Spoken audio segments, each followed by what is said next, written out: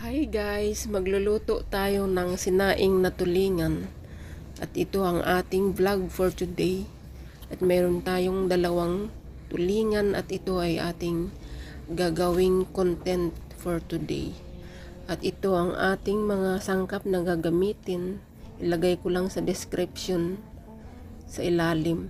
At ito sa isang kaldero, lagyan lang natin ng dahon ng saging, dahon ng mangga at ilagay ang bawang na tinadtad. At saka ilagay ang luya na hiniwa ko din ng palapad. Kahit anong hiwa, okay lang yan. Paano? Maglagay din tayo ng sibuyas at saka dahon ng laurel. At maglagay tayo ng paminta at saka sili na pangsigang at maglagay din ng asin para pampalasa. At maglagay din tayo ng taba ng baboy para mas malinamnam ang ating sinaing na tulingan. At iyan ang ating sasaingin na tulingan, ibalot natin sa dahon ng saging at ilagay dito sa loob ng kaldero. 2 piraso ito na malaki. At itong pangalawa babalutin din at ilagay din natin dito sa loob. At iyan ang ating vlog for today. Sinaing na tulingan at lalagyan na natin ng tubig para papakuluin.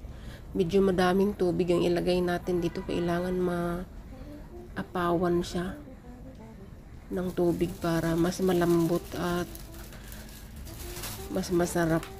Tatakpan na natin at ilagay dito sa ating kalan. Bubuksan natin yung kalan at ipapakuluan na natin. Lagyan ng takip. Papakuluan hanggang sa kumulo ng kumulo. Ayan siya guys, after mga half hour kumulo na siya ng kumulo, parang simmer lang siya. Check natin kung mayroon pang tubig, dapat hindi siya matuyuan or dumikit.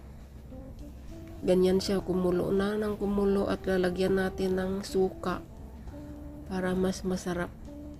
Papakuluin natin ulit at lalagyan ng takip. At after mga 30 minutes, ayan na siya. Ang ating sinaing na tulingan ay luto na.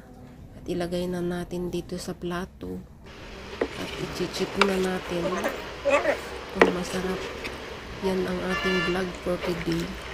Maraming salamat sa mga nanonood, sa mga hindi pa pala nakapag-follow or subscribe sa aking Facebook account at sa aking YouTube channel. Please paki-subscribe at paki-follow na lang para sa mga susunod pang mga video. Thank you.